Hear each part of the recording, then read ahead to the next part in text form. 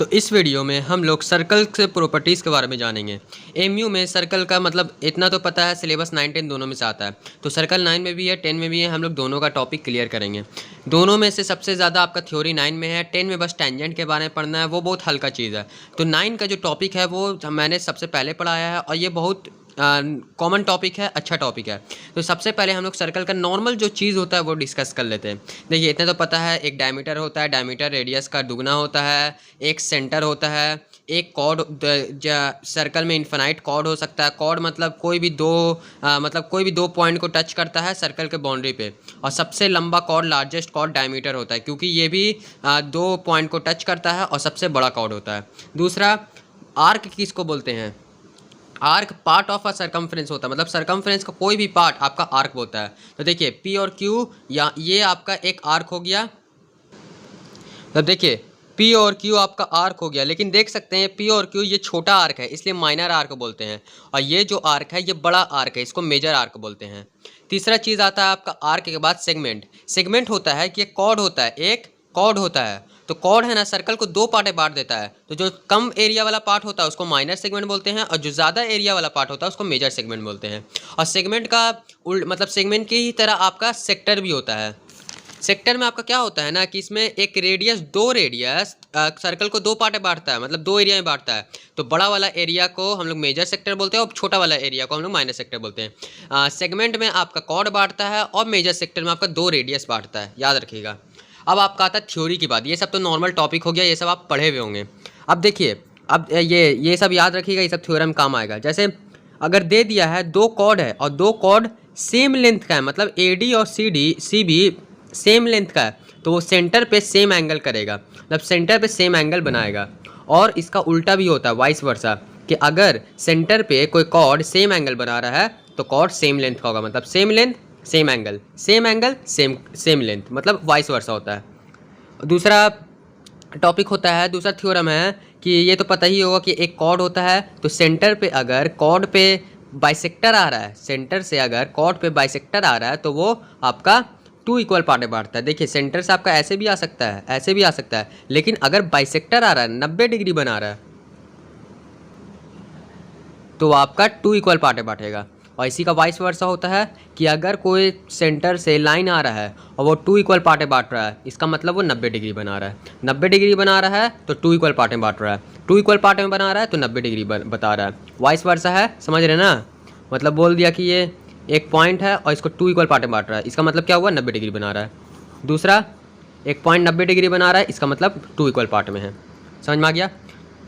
अब एक चीज़ इतना जान लीजिएगा कि 3 नॉन कॉलिनियर पॉइंट है, यहाँ पे 3 होगा, 3 नॉन कॉलिनियर पॉइंट है। तो इन 3 नॉन कॉलिनियर पॉइंट से एक ही सर्कल होगा जो तीनों से पास करेगा। समझ रहे हैं ना? 3 नॉन कॉलिनियर क्यों बोला? क्योंकि ये स्ट्रेट लाइन में नहीं है।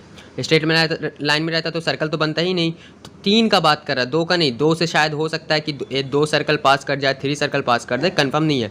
लेकिन ये बोल रहा है अगर 3 नॉन कॉलिनियर पॉइंट है, 3 नॉन कॉलिनियर पॉइंट है तो एक ही सर्कल पास करेगा। ये आपका 1 मार्क्स का क्वेश्चन ऑब्जेक्टिव क्वेश्चन में दे सकता है। अब हमारा आता है चौथा टॉपिक। बोल रहा है कि अगर दो कॉर्ड है, दो कॉर्ड सेम लेंथ का है, तो जो सेंटर से उस पे लाइन जाएगा वो भी सेम लेंथ का होगा। मतलब ये तो अलग बात है कि 90 बनाएगा तो इक्वल पार्ट बांटेगा, लेकिन अगर दो कॉर्ड है सेम लेंथ का तो सेंटर से लाइन जाएगा तो वो भी सेम लेंथ का होगा। मतलब ABCD सेम है तो OD और OE भी सेम होगा। इसी का वाइस वर्सा कि अगर दो कॉर्ड है, उस पर जो लाइन जा रहा है वो सेम लेंथ का है, तो ये भी आपका, ये दोनों भी सेम लेंथ का होगा। मतलब OD और OE सेम है तो AB और CD भी सेम होगा। कॉर्ड सेम तो ये length of line from radius भी सेम होगा, और अगर ये सेम है तो कॉर्ड भी सेम होगा। अगला आ रहा है कि एक दो आर्क है, मतलब इसमें देखिए, इसमें आपका जैसे हम लोग पिछले पढ़े थे ना कि कॉर्ड पे जो कॉर्ड सेंटर पे जो एंगल बनाता है वो सेम बनाता है। अब यहाँ बोल रहा आर्क जो सेंटर बनाता है, इक्वल आर्क जो सेंटर पे एंगल बनाता है ना वो भी इक्वल होता है। मतलब AB और CD एक इक्वल आर्क है, कॉन्ग्रुएंट आर्क है, तो जो एंगल बनाएगा वो भी सेम होगा। और इसी का वाइस वर्सा कि अगर एंगल सेम है तो आर्क भी आपका इक्वल होगा। मतलब ज्योमेट्री में आपका वाइस वर्सा सब में होता है, ट्राइंगल में भी, सर्कल में भी। फिर आपका मेन टॉपिक आता है, ये सबसे मेन टॉपिक है मेरे हिसाब से। सबसे पहले इसको जान लेते हैं। अगर कोई भी माइनर मेजर आर्क मतलब नहीं है, कोई भी माइनर या मेजर आर्क है, कोई भी आर्क है, तो वो अगर कोई भी पॉइंट सर्कल पे कोई भी पॉइंट पे एंगल बना रहा है तो वो हमेशा इक्वल होगा। मतलब ये जो आर्क है ये यहाँ पे एक एंगल बना रहा है, या ऐसे बना है, या फिर ऐसे बना है ये वाला, या फिर ऐसे बना है, सब एंगल इक्वल होगा। मतलब सर्कल पे हर पॉइंट पे एंगल इक्वल रहेगा, बस आर्क इक्वल रहना चाहिए, ये नहीं कि इसका लेंथ बढ़ जाए, आर्क इक्वल रहना चाहिए, समझे ना। और फिर इसी से एक और थ्योरी होता है कि वही आर्क है ए बी, मतलब माइनर मेजर से मतलब नहीं है, तो वो जो सेंटर पे एंगल बनाएगा ना, मतलब वो जो सर्कल पे जो एंगल बनाएगा और जो वो सेंटर पे एंगल बनाएगा, तो सेंटर पे जो बनेगा ना वो दुगना होगा। मतलब ये आर्क है ए बी, तो मान लीजिए इस पे आपका बना रहा है 30 डिग्री, तो वो जो सेंटर पे एंगल बनाएगा वो आपका 60 डिग्री होगा। ये थ्योरम है। मतलब इस पे जो सेंटर बनाता है वो दुगना होता है जो सर्कल बनाता है। या फिर आपका ये दे दिया तो उसका हाफ कर देगा, अगर ये दे दिया तो उसका दुगना कर देगा। बहुत हल्का टॉपिक है। मतलब सेंटर पे दुगना और सर्कल के पॉइंट पे वही हाफ रहता है। और ये तो पता ही है कि ये एंगल थीटा है तो ये भी एंगल थीटा होगा, या फिर ये भी एंगल थीटा होगा इस थ्योरम से। अब अगला टॉपिक आता है हमारा साइक्लिक क्वाड्रेटरल का। बोल रहा है कि साइक्लिक क्वाड्रेटरल होता है, जैसे ये तो पता है कोई भी क्वाड्रेटरल सर्कल के अंदर जिसका हर पॉइंट सर्कल पे है तो सामने वाले साइड का सम 180 होता है। अल्फ़ा थीटा और फाई और गामा दोनों का सम 180 होता है, और इसका वाइस वर्सा होता है कि अगर सम 180 है तो ये साइक्लिक क्वाड्रेटरल हो गया।